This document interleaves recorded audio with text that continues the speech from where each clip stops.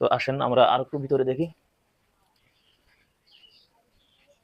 দুনিয়াতে মানুষ যে এত পাগল হয় তা ভাষায় প্রকাশ করা যায় না। আপনারা এই যে গাছটা, আমি আপনাদেরকে এখন দেখাবো যে এর ভিতরে কি ঘটে। আহ, এর ভিতরে আসলে আমরা আহ, সমাজটাকে মনে করি মনে হয় খুব শুদ্ধ, কিন্তু ইন্না শিরকা লাজুলমুন আজিম, নিশ্চয় শিরিক বড় জুলুম, আল্লাহর সাথে এটা জুলুম করা, আল্লাহর উপরে জুলুম করা। তো এখানে দেখি আমরা আসি। দেখেন এখানে একটু আসো। এই যে এখানে আমরা একটা চিহ্ন পাচ্ছি। এখান থেকে তেল মানুষ বিভিন্ন রকম নিয়াত করে তার মনের আশা ব্যক্ত করে এবং এখান থেকে তেল মালিশ করে সেই তেল সে সংরক্ষণ করে, বোতলজাত করে। এরকমটা আমরা কিছু নমুনা এখানে পাচ্ছি, তেল মালিশ করার জায়গা। আমরা এখানে আরো দেখব। এখানে কিন্তু আগরবাতি বা এই যে যেগুলো ঘিরান হয় এগুলো এখানে জ্বালানো হয় ধোয়ার জন্য। আসি আর এইখানে যে দেখতে পাচ্ছেন এখানে কিন্তু কিছু লোকের সরঞ্জাম দিয়ে আমরা দেখতে পাচ্ছি, বস্তা বিভিন্ন রকম। হ্যাঁ, জানেন তো মাজারে কারা থাকে, এতটা এখানে বলার অবকাশ রাখে না। তো আমরা এখানে ঘুরতে আসলাম।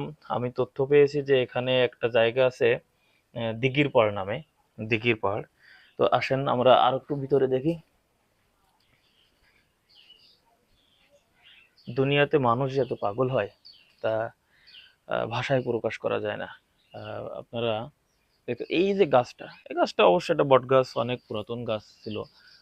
আমরা জেনেছি এলাকাবাসীর যারা এখানে পুরাতন লোক আছে তাদের কাছ থেকে আমরা জানতে পারছি যে এই গাছটা অনেক পুরাতন গাছ। তো এখানে এই গাছটাকে কেন্দ্র করে দেখেন একটা কবরের মতো আঙ্গিনা করা হয়েছে। আসলে এখানে কিন্তু কোনো কবর নেই, এখানে কোনো কবর নেই, অথচ কবরের মতো এখানে গেথে সুন্দর করে অনেকে আবার বলছে, আমি দুই চারজনের কাছ থেকে শুনছি যে আহ, এখানে আসলে কি, কিন্তু তারা বলছে এখানে হচ্ছে খান জাহানালের মাজার। কিন্তু আরো দুই একজনের কাছ থেকে আমরা শুনলাম নির্ভরযোগ্য সূত্রে যে এটা কোনো মাজার না, এটা হলো দরগা। তো দরগা হোক, তাহলে এখানে কেন একটা কবরের মতো পরিবেশ করা হলো, এটা একটা প্রশ্ন।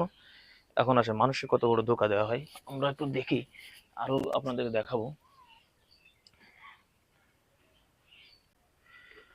এই যে দেখেন এখানকার ইট কিন্তু শুকনা রয়েছে, এখানকার ইট একেবারে শুকনা, কিন্তু এখানকার ইট কিন্তু দেখেন ভিজা রয়েছে। এখানকার ইট একেবারেই মানে তেল তেলা, মানে এরপরে মানুষই তেল মালিশ করে সেই তেল বোতলে সংরক্ষণ করে ব্যবহার করে। নাউজুবিল্লাহ। দেখেন আরো আপনাদেরকে দেখাই, কত এই যে গিট দেওয়া, তারপরে এখানে রয়েছে অনেক অনেক গিট দেওয়া, মানে মানুষের এত পাগলামি। হ্যাঁ, মানুষ দুনিয়ায় যে কতটা পাগল আছে, শিরকের মধ্যে লিপ্ত আছে, এটা আপনারা না দেখলে বুঝতে পারবেন না। আরো একটি কেশবপুরের মধ্যে, এটা হলো বিদ্যানন্দ কাটির অন্তর্ভুক্ত দিঘির পাড়, জামালগঞ্জ হয়ে ভিতরে ঢুকে সামান্য দূরেই অবস্থিত। দেখেন উপরে আরো আছে, হ্যাঁ, গেট দেওয়া। হ্যাঁ, এগুলো সব মানুষের শিরিক। আল্লাহ মাফ করুক, আল্লাহ তাআলা আমাদেরকে হেফাজত করুক এই শিরিক থেকে, আল্লাহ তাআলা আমাদেরকে মুক্ত রাখুক, সে দোয়া করি। আপনারা এই যে এত সময় দেখলেন যে শিরিকের আস্তানা, এই মানুষ যে শিরিক করে সেই শিরিকগুলো কতটা জঘন্য না দেখলে বুঝতে পারবেন না। আমাকে বলা হচ্ছে একজন ব্যক্তি এখানে খুব নির্ভরযোগ্য একজন লোক, সে বলছে যদি কেউ মনের খাস নিয়েতে খালি মাদুলি রেখে যদি কেউ এখানে যায় তাহলে কিছু না কিছু তার ভিতরে প্রবেশ করে। নাউজুবিল্লাহ। অর্থাৎ আসলে কিন্তু এখানে যারা পাগল ছাগল মতো কিছু লোক থাকে এখানে দেখেন তারা কিন্তু এইগুলো করে, আর মানুষে মনে করে যে আসলে এটা সত্য। তো আমরা এসেছি বিদ্যানন্দ কাটির অন্তর্ভুক্ত দিঘিরপাড় নামক এলাকায়। আমরা ঘুরে ঘুরে আপনাদেরকে দেখালাম এখানে ছোট পরিসরে শিরিকের আস্তানা। শিরিক ছোট হোক আর বড় হোক, ইন্না শিরকা লাযুলমুন আযীম।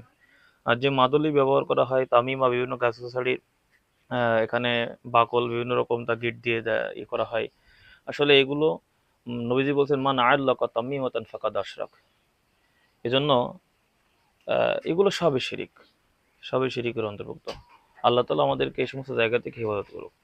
আপনারা কেউ এর এমন জায়গায় উপস্থিত হবেন শুধু দেখার মাধ্যমে, কিন্তু কোনো রোগ মুক্তির আশা নিয়ে, কোনো ভালো কিছুর আশা নিয়ে এখানে আসবেন না। এটা হলো আহ, আমাদের শরঈ বিধানে আল্লাহ এবং আল্লাহ রসুল সাল্লাল্লাহু আলাইহি সাল্লামের কড়া নিষেধ রয়েছেন, যার কারণে শিরকের আস্তানা থেকে আমরা যেন মুক্ত থাকতে পারি, দূরে থাকতে পারি। আল্লাহ তাআলা আমাদেরকে তৌফিক দান করুন।